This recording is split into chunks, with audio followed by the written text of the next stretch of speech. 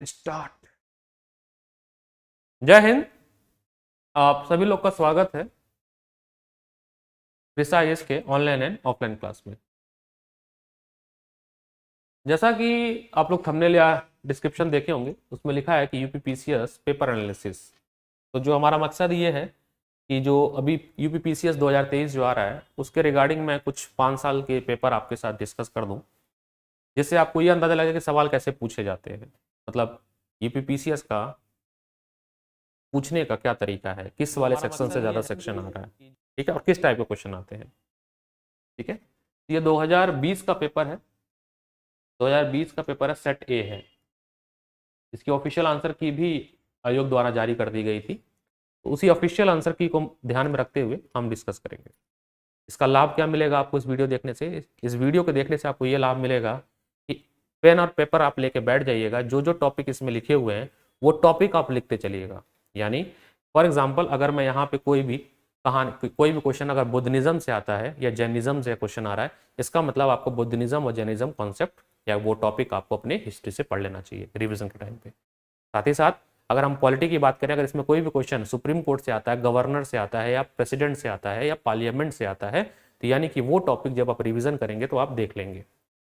यानी पूरी लक्ष्मीकांत ना रिवीजन करके केवल हम पिछले 5 साल का पेपर एनालिसिस कर लें और फ्रिक्वेंटली जो क्वेश्चन जिन जिन सेक्शन से पूछा गया है, जिन जिन चैप्टर से पूछा गया है, केवल उसी को अगर हम रिवाइज कर लें तो हमारा इफेक्टिव रिवीजन हो जाएगा।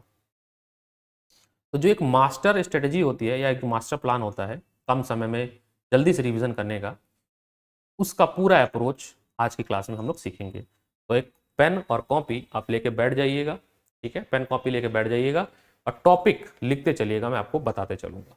ठीक है, पहला क्वेश्चन है, the national clean air programme has been launch by the central government in the year. Again ये करंट अफेयर का क्वेश्चन है, ये 2019 इसका डी ऑप्शन है। तो 2020 का पेपर था, तो लगभग 2019 यानी लगभग 1 से 1.5 साल का करंट अफेयर आपको पढ़ना चाहिए। अगर क्योंकि पेपर जिस हिसाब से अब बढ़ता जा रहा है पैटर्न और जिस हिसाब से कॉम्प्लेक्सिटी बढ़ रही है, लगभग 18 महीने का करंट अफेयर आपको पढ़ना चाहिए। 18 मंथ का करंट अफेयर आपको पढ़ लेना चाहिए। 18 मंथ का करंट अफेयर आपको पढ़ना चाहिए। इसमें क्वेश्चन आपको मिलेंगे डायरेक्ट। ठीक है, सेकंड क्वेश्चन की बात करें, the ruler of which of the following dynasty has been called त्रिपर्वतीय, यहाँ लिखा हुआ है श्री पर्वतीय कहा जाता है। निम्न में से किस वंश के शासक को पुराणों में श्री पर्वतीय कहा जाता है? अगेन आपको डायनेस्टीज पढ़ने होंगे, यानी ये क्वेश्चन से आपको, ठीक है, एंशियंट हिस्ट्री से आपको डायनेस्टी के क्वेश्चन पढ़ने होंगे। चोलाज हो गए, पांड्याज हो गए, ये सारे जो डायनेस्टी पे क्वेश्चन बन जाते हैं कि कॉइन पे क्या, कौन किस शासक ने कौन सा कॉइन लॉन्च किया था, बैटल्स पे क्वेश्चन बन जाते हैं। तो पेन कॉपी लिख लीजिएगा। तो यहाँ पे आपको जिस भी डायनेस्टी का नाम है, यानी कि आप यहाँ पे ऑप्शन में जो दिए हैं वही डायनेस्टी आप पढ़िएगा। साकास के बारे में, वटकास के बारे में, इक्ष्वाकुओं के बारे में और कार्वेल्स के बारे में, यानी ये 4 टॉपिक आपको एंशिएंट हिस्ट्री से आपको पढ़ने हैं। ठीक है, तो इसमें ऑप्शन है आपका इक्ष्वाकु, बी ऑप्शन है आपका। आपको पेन कॉपी लेके बैठ जाइए और ये 4 टॉपिक आपको एंशिएंट हिस्ट्री में पढ़नी, हमारे एंशिएंट हिस्ट्री में आपको पढ़नी है। देखिए अगला क्वेश्चन कमिटी से है। तो जितने भी कमिटी पॉलिटी में बने हुए हैं आफ्टर इंडिपेंडेंस, आज़ादी के बाद 1947 के बाद से लेके अभी तक जितने भी डिफरेंट कमेटी बनी है, उन सभी कमेटियों के बारे में आपको पता होना चाहिए। तो लक्ष्मीकांत में या किसी भी पॉलिटी बुक में जो आप पॉलिटी पढ़ते होंगे, पीछे एक आपको कमेटी की समरी दी गई होती है। उन सारी कमेटी को आप पढ़ लीजिएगा। हेडिंग लिख लीजिएगा, आवाज आ रही है ना? हाँ, हेडिंग लिख लीजिएगा कि आपको सारी कमेटी के बारे में पढ़ना है, सारे अमेंडमेंट के बारे में पढ़ना है, सारे शेड्यूल के बारे में पढ़ना है आपको अपनी नोटबुक में। अगर आप मेरी वीडियो सुन रहे हैं, आप नहीं अभी लिख पा रहे हैं तो पॉज करके लिख लीजिएगा। ये सारी बातें आपको पता होनी चाहिए कमेटी के बारे में। कह रहा है विच ऑफ द फॉलोइंग कमेटी, अच्छा ये बहुत ही फेमस है। लगभग मैं अभी तक जितने भी पेपर एनालिसिस किया है, मेरा बहुत अनुभव है, ये कम से कम मुझे 50 बार दिख चुका है, 50 टाइम्स के क्वेश्चन दिख चुका है, यानी इतना इंपॉर्टेंट है। मैं इतना पेपर एनालिसिस किया हूँ पिछले गत वर्षों में, मैंने इतना देखा कि which of the following committee recommended poverty line.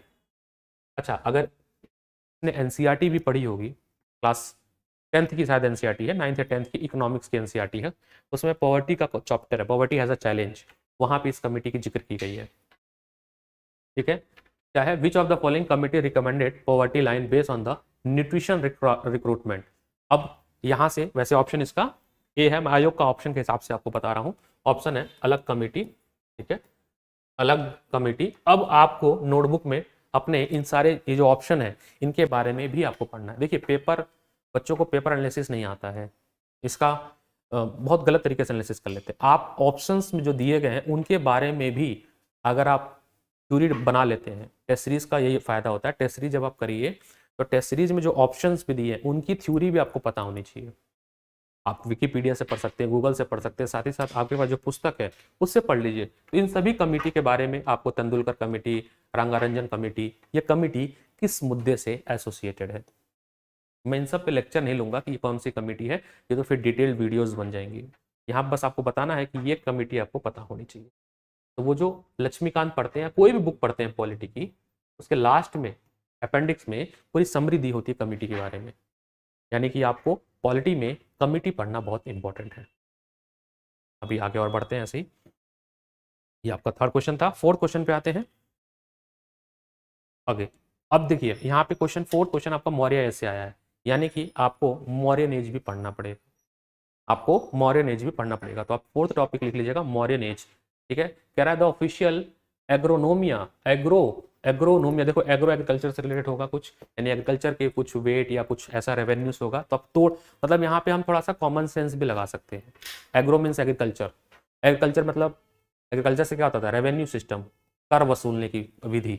तो agronomoi during the Mauryan age, agronomoi मौर्य काल में एग्रोनोमिया अधिकारी निम्नलिखित में से किस क्षेत्र से संबंधित है। Weight and measurement, administrative management, construction of road और रेवेन्यू मैनेजमेंट। तो ये आपका ऑप्शन होगा डी, राजस्व प्रबंधन। ऑप्शन नंबर डी, राजस्व प्रबंधन। ठीक है, अगेन ये करंट अफेयर का क्वेश्चन है।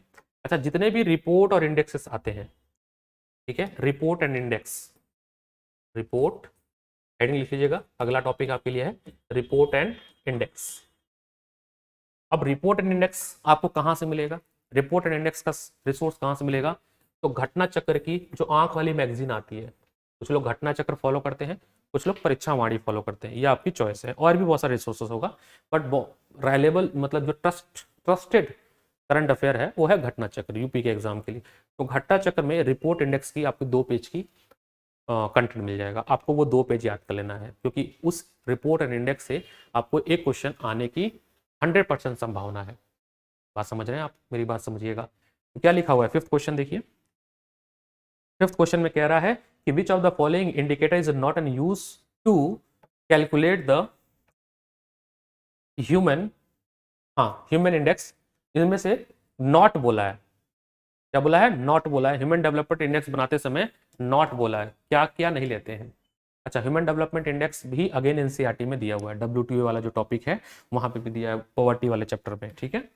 तो इसमें देखिए लाइफ एक्सपेक्टेंसी तो है, एजुकेशन भी है, पर कैपिटा इनकम भी है, सोशल इंक्लूजन या सोशल इंक्लुडिटी जो है वो ह्यूमन डेवलपमेंट इंडेक्स नहीं कंसिडर करता है, ठीक है। तो यहाँ से जितनी भी संस्थाएं हैं, ठीक है, जितनी भी बॉडीज हैं, जितनी भी कमिटी हैं, इंटरनेशनल जितनी भी कमिटी हैं, आपको उन कमिटी के बारे में पता होनी चाहिए। तो टॉपिक लिख लीजिएगा, आपको सारे कमिटी के बारे में, G7, G20 अभी न्यूज़ में चल रहा है, बिम्स्टेक, सार्क, ये सभी के बारे में आपको पता होनी चाहिए थे। इनके कॉन्फ्रेंस के बारे में, रिसेंटली इनका कॉन्फ्रेंस कहाँ पे हुआ है, मीटिंग कहाँ पे हुई है, उसका थीम क्या है, ठीक है। इस बार G20 से सवाल आएगा, पक्का आएगा, एक क्वेश्चन G20 से आएगा, ठीक है, लिख लीजिएगा आप लोग, G20 से क्वेश्चन आएगा एक करंट अफेयर में।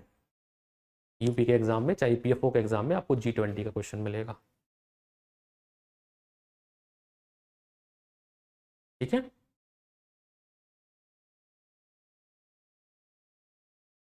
चलिए आगे बढ़ते हैं। अच्छा, आजकल मैच द फॉलोइंग का बहुत सारा क्वेश्चन आ रहा है, ठीक है, मैच द फॉलोइंग का क्वेश्चन बहुत सारा आ रहा है, तो भी आप लिख लीजिएगा। महाजनपदा उनके कैपिटल, महाजनपदा उनके कैपिटल। देखिए अगर हम बात करें इसमें, अगर मुझे एक दो भी पता होगा तो मैं कर लूंगा। जैसे मत्स्या, मत्स्या जो है वो विराटनगर, मत्स्या विराटनगर से एसोसिएटेड है, मत्स्या, ठीक है। और कुरु, कुरु जो है वो आपका इंद्रप्रस्थ से है। तो अगर हम बात करें एलिमिनेशन राउंड देखे लगाते हैं, ए का 3 होना चाहिए, तो ये तो कट गया, ये भी कट गया, बचा आपके पास ऑप्शन बी और सी बचा। बी और सी बचा, बी और सी बचा, ठीक है, बी और सी बचा। अब बी और सी में आपका बी ऑप्शन का 4 होना चाहिए, तो इसमें बी ऑप्शन का 1 है, तो ये भी कट गया, तो बचा क्या ऑप्शन सी, इसको कहते हैं हम लोग एलिमिनेशन टेक्निक, एलिमिनेशन टेक्निक। यानी कि मुझे 2 टॉपिक के बारे में पता था और मैंने उस 2 से जो है बाकी ऑप्शन को एलिमिनेट कर दिया, ठीक है। Same PDF is also open in my PDF, that's fine. तो यहाँ पे आपको टॉपिक लिख लेना है अपनी बुक में, महाजनपदा के बारे में लिख लेना, महाजनपदा। यानी आप पढ़ते समय, आप जब भी हिस्ट्री रिवाइज करेंगे, एंशियंट मॉडर्न मिडवाइल जो भी रिवाइज करेंगे, आपको महाजनपदा रिवाइज करना पड़ेगा। मेरे पेपर एनालिसिस करने का बस मकसद ये है कि आपको ये पता होना चाहिए कि हम पढ़ते समय या रिवीजन करते समय किस टॉपिक पे हम अपनी नज़र ज़्यादा देर तक रखें, यानी उस पर हमारे कमांड हो। पढ़ना सब कुछ है, हम ये नहीं कह रहे हैं, बट इस पेपर एनालिसिस से बस आपका बस ये कहना है कि आप किस पे आएंगे, ठीक है। अच्छा, एनालिसिस की बात कर दूं मैं कि किससे कितना क्वेश्चन आता है, थोड़ा सा टाइम लूंगा मैं, आई हैव वो डेटा। एनालिसिस की बात करें अगर हम, एक छोटा सा डेटा है मेरे पास, मैंने पहले भी शायद आपको बताया था, बट फिर आज भी मैं बता देता हूँ कि डिस्ट्रीब्यूशन ऑफ मार्क कैसे है। डिस्ट्रीब्यूशन ऑफ मार्क की बात करें, ठीक है, 2000, मैं लगभग 3 साल का डेटाबेस ले लेता हूँ, 2019 से लेके 2022 तक का, ये इन जनरल डेटा है, ठीक है। अगर हम बात करें करंट अफेयर का, पहला टॉपिक करंट अफेयर है, तो लगभग 25 से लेके 30 क्वेश्चन आने के चांसेस होते हैं, मतलब मिनिमम 25, मैक्सिमम 30, और आपको कट ऑफ क्लियर करने के लिए 90 प्लस क्वेश्चन सही करने होते हैं। जनरल कैटेगरी में 90 कट ऑफ किया था, तो 90 प्लस क्वेश्चन सही करने हैं आपको। मैं 100 क्वेश्चन मान के चलता हूँ, सीधे 100 क्वेश्चन पे रहते हैं, हम थोड़ा ज़्यादा ही मान के चलते हैं, 100 क्वेश्चन का टारगेट लेके चलते हैं कि हमें 100 क्वेश्चन सही करना है। तो करंट अफेयर का आप 30 क्वेश्चन आप ले सकते हो अगर आपका करंट अफेयर पे पकड़ है। करंट अफेयर आपको 18 मंथ का पढ़ना होता है। सोर्स, घटना चक्र, बस, इससे अलावा आपको नहीं पढ़ना। आखिरी के दिनों में जिन्होंने पहले से पढ़ के रखे हैं, जैसे कि विजन विजन पढ़ के रखे, पीटी 365 वो पढ़ लीजिए आप लोग। अगर नहीं पढ़े विजन तो उसको मत उठाइएगा, आप फालतू में परेशान हो जाओगे। एक और करंट अफेयर आजकल बहुत अच्छी चल रही है, स्पीडी की चल रही है, स्पीडी का भी काफ़ी अच्छा है। आप ये 2 करंट अफेयर, ज़्यादा रिसोर्सेस आप ना रखें, रिसोर्सेस लिमिटेड रखें और एक ही रिसोर्स को आप 10 बार पढ़ें, ये आपकी अप्रोच होनी चाहिए। हिस्ट्री से देखिए, हिस्ट्री, हिस्ट्री से अगर हम बात करें तो इसमें 2 है, हिस्ट्री में 2 बार, इसको हम मॉडर्न हिस्ट्री से अगर हम बात करें, केवल मॉडर्न हिस्ट्री से कम 10 सवाल आते हैं, लेकिन अगर एंशियंट मिडवाइल की बात कर ले तो लगभग इनको मिला दिया जाए तो 20 से 22 सवाल दोनों मिला दिया जाए तो कम से कम 20 से लेके 29 सवाल, 29 क्वेश्चन आपको हिस्ट्री मिलेगा, जिसमें मॉडर्न, मिडवल और एंशियंट तीनों की बात करें। मॉडर्न की बात करें तो 10 सवाल आपको मॉडर्न से मिलता है, फ्रीडम स्ट्रगल वाला। फ्रीडम स्ट्रगल का मतलब गांधी जी राज से शुरू करके जो इंडिपेंडेंस मूवमेंट था, 3 फेज थे गांधीयन जो फेज थे, मतलब कांग्रेस के 3 फेज थे, extremist, moderate and Gandhian phase, वो 3 फेज से आपके क्वेश्चन बनते हैं, वो 3 फेज आपको पढ़ लेना होगा फ्रीडम स्ट्रगल का, ठीक है। हिस्ट्री में freedom struggle, freedom struggle, Congress के अधिवेशन क्या हुए, कहाँ पे, जैसे सेकंड राउंड टेबल कॉन्फ्रेंस में क्वेश्चन आया था कि सेकंड राउंड टेबल कॉन्फ्रेंस में से इनमें से किसने पार्टिसिपेट नहीं किया, तो आप देख लीजिए कि कौन कौन पार्टिसिपेट किए हैं, लिस्ट बना लीजिए, ठीक है। इरविन पैक्ट क्या है, माउंटबेटन प्लान, ऐसे बहुत सारे टॉपिक्स है, गवर्नर जनरल, वॉइस रॉय, ये सब का लिस्ट बनता है, ठीक। Governor general, voice Roy of India, ठीक है, ये सब पे क्वेश्चन बनते हैं, आपको पता होना चाहिए।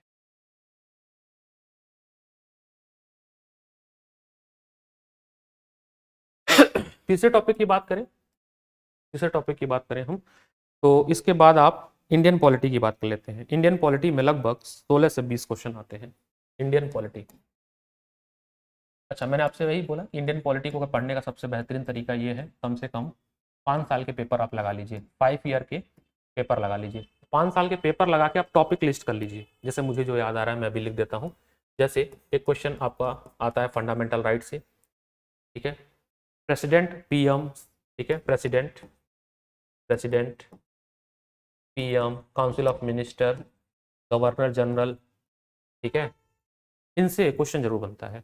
पार्लियामेंट के, पार्लियामेंट से क्वेश्चन बनता है, ठीक है, लोकसभा, राज्यसभा, सुप्रीम कोर्ट, ठीक है, सुप्रीम कोर्ट के पावर से क्वेश्चन बनता है। ये मैं ऐसे बहुत सारे टॉपिक हैं, ठीक है, शेड्यूल हो गया, शेड्यूल से क्वेश्चन बनता है, ठीक है, शेड्यूल्स हो गया, अमेंडमेंट से क्वेश्चन बनता है, अमेंडमेंट से क्वेश्चन बनता है, कमिटी से क्वेश्चन बनता है, कमिटी से क्वेश्चन बनता है।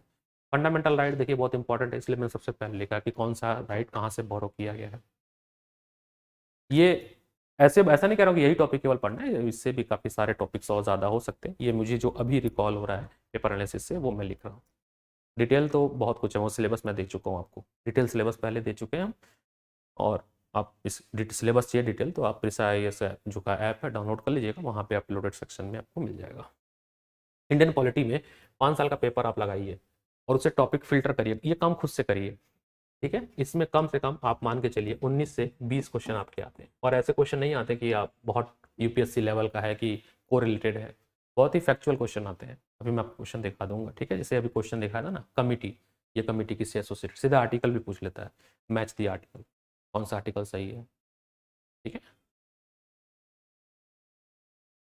हाँ, अब थोड़ा लेवल इनहेंस हो रहा है, 1-2 क्वेश्चन तो देखिए मिलेगा ही जो कि UPSC को टच कर रहा है, UPSC लेवल है, जिसमें 4 स्टेटमेंट है और कोरिलेशन मिलेगा। साइंस का बड़ा मेरे को बड़ा अच्छा लगता है, साइंस बच्चे इसको नहीं पढ़ते हैं, कह सकते हैं कि उनकी स्कूलिंग कहीं ना कहीं पहले खराब रह गई होगी, या साइंस कोई इतना अच्छा ध्यान नहीं दिया इन्होंने। साइंस में बड़ा अच्छा है, साइंस में 25 से लेके 30 क्वेश्चन एवरेज बता रहा हूँ, इसमें मैं करंट अफेयर भी जोड़ दे रहा हूँ, साइंस एंड टेक का, science and tech, science and tech current affair, ये भी जोड़ दिया मैंने,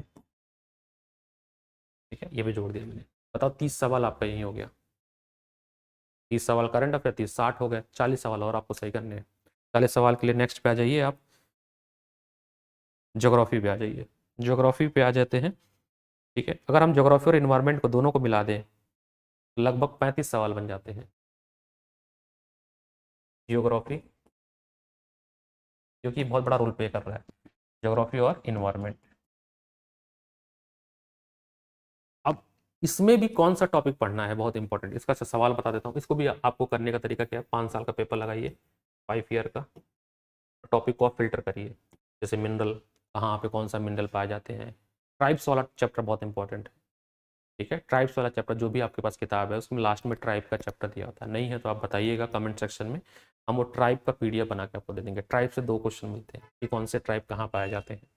रिवर मैंने आपको पढ़ाया था, रिवर से देखो क्वेश्चन आया था, पिछले PPSC में भी क्वेश्चन आया था, ठीक है, रिवर से आता है। माउंटेन से क्वेश्चन आ गया, वॉल्केनो से क्वेश्चन आ जाता है, कोई चीज़ न्यूज़ में है उससे भी क्वेश्चन आ जाएगा। तो इससे कम से कम आपको क्वेश्चन मैं बता देता हूँ 30 से 35 सवाल मिलते हैं, 35 क्वेश्चन। तो कितने हो गए आपके, केवल 3 टॉपिक आपको कराया, 90 सवाल हो गए, 10 क्वेश्चन और चाहिए कट ऑफ को क्लियर करने के लिए। मतलब आप देखिए कितनी बेहतरीन कम समय में आप कितना अच्छा नंबर पा सकते हैं। अभी तो मैंने सारा टॉपिक भी नहीं लिखा, अभी इंडियन इकोनॉमी नहीं लिखा मैंने, Indian economy 6th topic, Indian economy. अच्छा, इंडियन इकोनॉमी पढ़ना बहुत आसान है, कैसे आसान है, ठीक है, थ्योरी का कोई बहुत बड़ा लोड नहीं है, इससे केवल करंट अफेयर पे फोकस करिए। करंट अफेयर के लिए आप बजट पढ़िए, ठीक है, इंडिया और भारत और यूपी दोनों बजट, आप यूपी का और इंडिया का, इसकी समरी आपको मिल जाएगा, स्पीच पढ़ लीजिए, MCQ मिल जाती हैं यहाँ से, हर कोचिंग वाले आपको MCQ प्रोवाइड कर देते हैं, थ्योरी प्रोवाइड कर देते हैं, ठीक है। और इकोनॉमिक सर्वे, कम से कम इसमें जो क्वेश्चन आते हैं 5 से लेकर 10 क्वेश्चन आते हैं, लेकिन ऐसे क्वेश्चन होते हैं, 1-2 क्वेश्चन ऐसे होते हैं जो, जैसे एक बार क्वेश्चन पूछ लिया था बार्टर सिस्टम, उस पर 4 ऑप्शन बन गया। बार्टर सिस्टम तो बहुत आसान है, ठीक है। कैश रिजर्व रेशियो का पूछ लेता है कितना % है, तो बहुत सारे क्वेश्चन बहुत छोटे छोटे पूछ लेते हैं। तो 5-6 सवाल तो देखो सही हो जाते हैं बच्चों, कैसा नहीं है, बट फिर भी मैं मान के चलता हूँ 5 सवाल हम यहाँ से सही करते हैं। यूपी स्पेशल देखिए, अब यूपी का इस बार यूपी स्पेशल ज़्यादा रहेगा, ठीक है, इस बार यूपी स्पेशल ज़्यादा रहेगा, मान के चलिए, क्योंकि यूपी स्पेशल का बहुत न्यूज़ में चल रहा है। यूपी स्पेशल 10 से लेके 20 क्वेश्चन, 10 से लेके 20 क्वेश्चन, ठीक है। बाकी मिसलिनियस, मिसलिनियस में 10-12 सवाल, 20 सवाल मिसलिनियस की बात कर रहे हैं, कुछ भी न्यूज़ में होगा आगे होगा। तो एक एनालिसिस अगर हम क्लियर करें कि अगर हमें 100 सवाल सही करना है, 100 क्वेश्चन सही करना है, 100 क्वेश्चन, 100 क्वेश्चन करेक्ट करना है, तो देखिए क्या क्या कर सकते हैं। पहला काम करंट अफेयर, ये तो देखिए करना पड़ेगा, इसके बिना नहीं निकलेगा कोई भी पेपर। दूसरा काम जनरल साइंस, तीसरा काम भूगोल और पर्यावरण। अब देखिएगा सवाल, 30 सवाल, 30 सवाल, 30 सवाल, कितने हो गए? 90 सवाल हो गए, कट ऑफ निकल गया। उसके बाद चौथा चीज यूपी स्पेशल, 20 सवाल, कट ऑफ से आप कितने हो गए? 90 और 110। मेंस लिख रहे हैं आप लोग। मैंने कहीं पे हिस्ट्री की जिक्र किया? हिस्ट्री है ही नहीं, हिस्ट्री है ही नहीं, लिस्ट में नहीं लिखा मैंने। हिस्ट्री में केवल आप फ्रीडम स्ट्रगल पढ़ लीजिएगा, 4-5 पेज का मिलेगा आपको, मैक्स टू मैक्स 10 पेज का होगा, समरी होती है। आप कहेंगे तो मैं अपलोड करवा दूंगा, मैंने बहुत अच्छा नोट्स बनाया उसका, फ्रीडम स्ट्रगल का। फ्रीडम स्ट्रगल पढ़ लीजिए, 5-6 सवाल उससे लड़ जाएगा। यानी कि कह सकते हैं कि पीसीएस का प्रीलिम्स निकालना किसी भी स्टेट पीसीएस का एक कला है, यानी अगर आर्ट है। मैं कुछ क्वेश्चन जल्दी से डिस्कस कर देता हूँ, ठीक है? तो कला सीखिए आप लोग, और वो कला कैसे सीखेंगे? वो कला आप तभी सीख पाएंगे जब आपको कोई एक्सपीरियंस बंदा या एक्सपीरियंस टीम आपको पढ़ा रही होगी। तो पिछले जितने 7-8 सालों का जो यूपीएस की डोमेन में एक्सपीरियंस रहा पीसीएस में, तो वहीं से ये सारे एक्सपीरियंस आए। पढ़ाते हुए 11 साल हो गया, बट इन 11 सालों में मैंने डिफरेंट डोमेन भी पढ़ाया है। मैंने आईआईटी जेई पढ़ाया है, जो कि इंजीनियरिंग एग्जामिनेशन का होता है। मैंने मेडिकल पढ़ाया है, नीट पढ़ाया है। मैंने बीटेक के बच्चों को 2 साल भी पढ़ाया है, ठीक है? तो मेरा डोमेन बहुत डाइवर्सीफाई है, इसलिए बहुत ज़्यादा डाइवर्सीफाई को मैं कैच कर लेता हूँ। मैंने कैट के बच्चों को पढ़ाया है, एप्टीट्यूड पढ़ाया है, कि मेरा खुद कैट में 99.8% था, ठीक है? फटाफट आते हैं, जनरल साइंस का क्वेश्चन देख लेते हैं। जनरल साइंस का क्वेश्चन शायद चालू हो रहा है 60-65 से चालू हो रहा है। करंट अफेयर जरूर पढ़ लीजिएगा। ये देखिए औरंगजेब से क्वेश्चन आया हुआ है।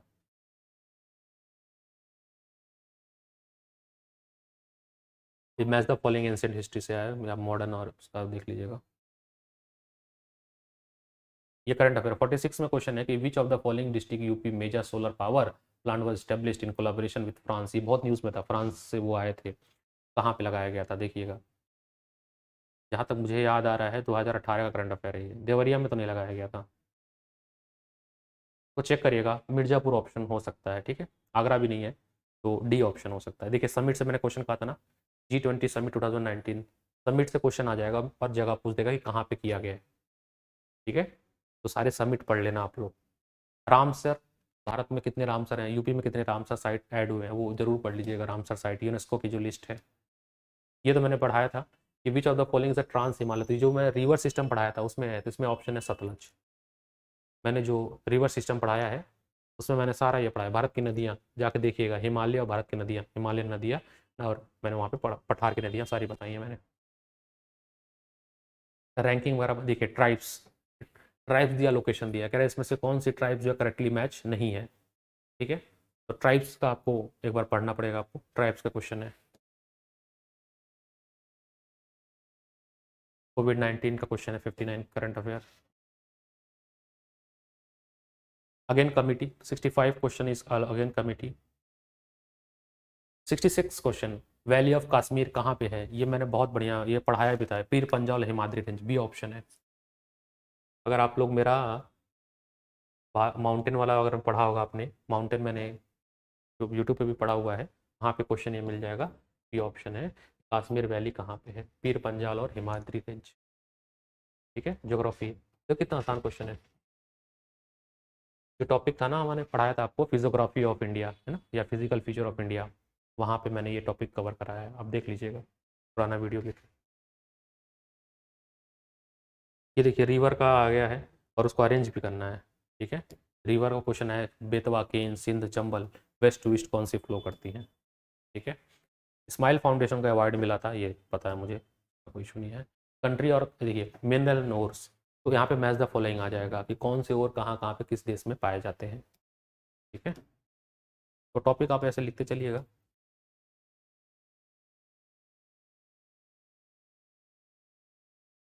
Environment ecology, project tiger, project elephant, project Rohini, wildlife act, ये सारा आपका क्वेश्चन है, ठीक है? क्रोनोलॉजी में आ गया है। लेकिन आप देखिए यहाँ पर ट्रिक क्या है, यहाँ क्रोनोलॉजी दे दिया, मतलब आपको इनका ईयर याद रखना पड़ेगा, कौन सा पहले आया था।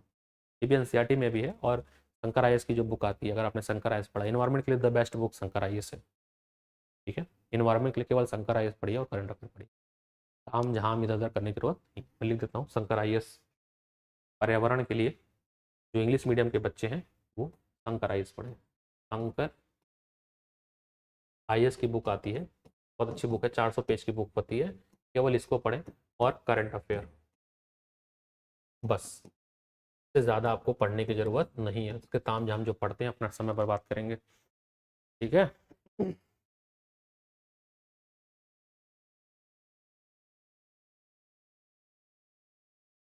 The movement of nutrient element through the various component of ecosystem, basic question है, इकोसिस्टम फूड चेन से है ये, ठीक है, फूड चेन से क्वेश्चन है ये, सिंपल बेसिक। जब हम लोग इन्वायरमेंट इकोलॉजी पढ़ते हैं तो उसमें जब हम लोग इकोसिस्टम के बारे में पढ़ते हैं, फूड चेन के बारे में पढ़ते हैं, फूड वेब के बारे में पढ़ते हैं, 10% लॉ के बारे में पढ़ते हैं, वहीं से 79 क्वेश्चन है, ठीक है, ठीक है। और क्वेश्चन जनरल साइंस का किस नंबर से चालू होता है मैं आपको बताता हूँ, मेरे पास है, मैंने लिखा था, ठीक है। तो इसमें ऑप्शन ए हो जाएगा, ऑप्शन ए है 79 का।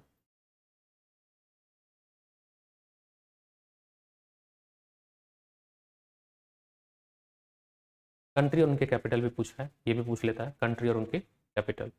ओके, क्वेश्चन नंबर 83, यहाँ से करंट अफेयर, अरे जनरल साइंस का क्वेश्चन लग रहा है। 83 है कि without green house effect the average temperature of earth surface would be, without, ठीक है, ये फैक्चुअल क्वेश्चन है, टू द फैक्ट है, टू द पॉइंट क्वेश्चन है, जिनको याद होगा वही कर पाएगा, टू द पॉइंट क्वेश्चन है। इसमें 18 डिग्री है, -18 डिग्री। आयोग ने क्या माना है एक बार मैं देख लेता हूँ। हाँ, आयोग ने भी 18 डिग्री ही माना है, बी, -18 डिग्री, ठीक है। माउंटेन है उनके कंट्री, ये भी पूछा जाता है आपसे।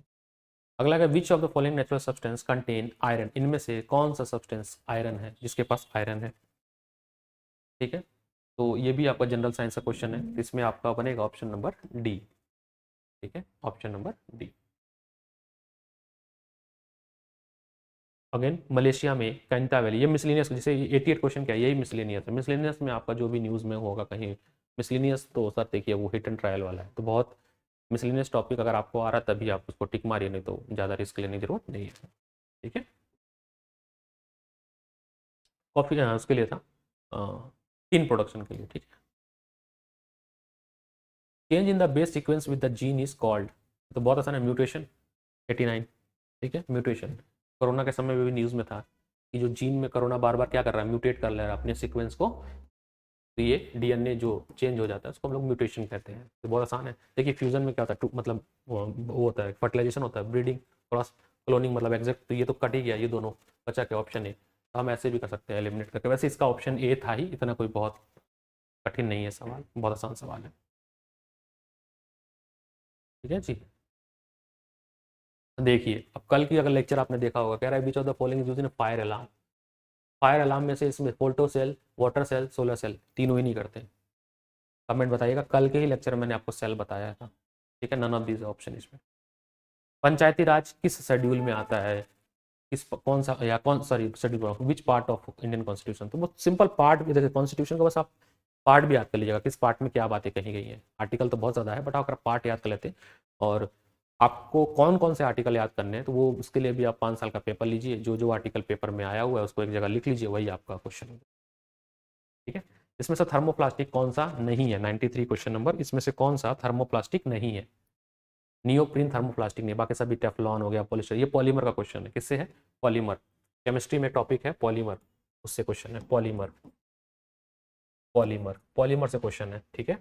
तो ये तो है, पॉलीथीन तो है ही है, थर्मो ये भी है, नियोप्रीन हो जाएगा बी ऑप्शन, ठीक है। डेट वाइज भी क्वेश्चन आता है। अगेन कहाँ पे आपका जो है प्रोटीन टूटता है, तो अगर किसी ने मेरा डाइजेशन वाला लेक्चर देखा है या मेरे से पहले पढ़ा है, तो मैंने ह्यूमन डाइजेशन सिस्टम पूरा बहुत अच्छे से पढ़ा है।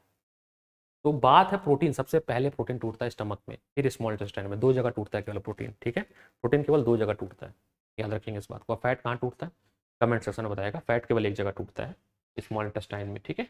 तो प्रोटीन जो है पहली बार ब्रेकडाउन होता है स्टमक में, ठीक है, स्टमक में, स्टमक में आपका सीक्रेट होता है पेप्सिन, पेप्सिन, ठीक है। पेप्सिन तोड़ता है प्रोटियोस में, प्रोटियोस में तोड़ता है। पेप्सिन को एक्टिवेट कौन करता है, एचसीएल करता है। तो जिसने मेरा ह्यूमन बॉडी का जो ह्यूमन एनाटॉमी का पहले का वीडियो देखा होगा, उसी पे दिया हुआ है, ठीक है। तो ये है डिजीज़ पे क्वेश्चन आता लिख लीजिएगा, मैं आपको लिस्ट बनवा दूंगा कि किसके डिफिशियंसी से कौन कौन सी डिजीज़ होती हैं, वो भी मैं आपको लिखवा दूंगा। डिजीज़ पे क्वेश्चन होता है। ये कोड का क्वेश्चन आया, गवर्नर विटामिन का क्वेश्चन है कि ब्लड क्लॉटिंग के लिए इसमें से कौन सा विटामिन रिस्पॉन्सिबल होता है, बहुत बढ़िया सवाल है। शायद के होता है, let's verify. Very nice, vitamin के जो है रिस्पॉन्सिबल है। तो चलिए हम इतना ही रखते हैं आज, ठीक है, इतना ही रखते हैं। और ठीक है, ये आज की जो सेवा है यहीं तक। बाकी प्रीसाइज का ऐप डाउनलोड कर लीजिएगा और ऐसी ही और भी डिटेल वीडियोस के लिए बने रहिएगा। और इस वीडियो को कम से कम आप अपने जितने भी सोशल मीडिया हैंडल हैं, जो भी बच्चे सुन रहे हैं मेरे से, आप लोग इतने ज़्यादा बच्चों को मैंने पढ़ाया है, हज़ारों बच्चों को मैंने पढ़ाया है, इस सभी लोग अपने अपने सोशल मीडिया पे आप प्लीज़ इसको शेयर करिए, कहीं ना कहीं उनको बहुत हेल्पफुल मिलेगी। ऐसे बहुत सारे बच्चे हैं जो तैयारी तो करना चाहते हैं लेकिन उनको पता नहीं है। जैसे अभी मेरी कुछ दिन पहले बात हो रही थी, एक फीमेल कैंडिडेट थी जो कि टीचिंग की तैयारी कर रही थी, बट उसने बीएड बीटीसी करने के बाद, सीटेट निकालने के बाद पर वैकेंसी नहीं आ रही है। अब यूपी में वैकेंसी ना आने के कारण अब वो बहुत ही परेशान है। अब वो पीसीएस की तैयारी कर रही है, बट वो बहुत लेट हो गया उसके लिए। कह रही वैसे लेट तो नहीं हुआ बट फिर भी लेट हो गया। वो एस्पिरेंट को अगर पहले ही कोई बता दिया होता कि हमें कैसे पढ़ना है तो हो सकता है पहले वो तैयारी शुरू कर दी होती। तो हो सकता है बहुत सारे ऐसे बच्चे हैं जो तैयारी करना चाहते हैं बट गाइडेंस के अभाव में तैयारी नहीं कर पाते हैं। तो उनको अगर आप ये वीडियो भेज देते हैं तो लाभ मिलेगा, और उस लाभ से हमें भी लाभ मिलेगा कि हमें भी एक कॉन्फिडेंस आएगा कि हमारी वीडियो ज़्यादातर बच्चों में पहुँच रही है। बस इतना ही आपसे अनुरोध है। मिलते हैं अगली क्लास में, तब तक अपना ख्याल रखिए। Have a nice day, take care, bye bye.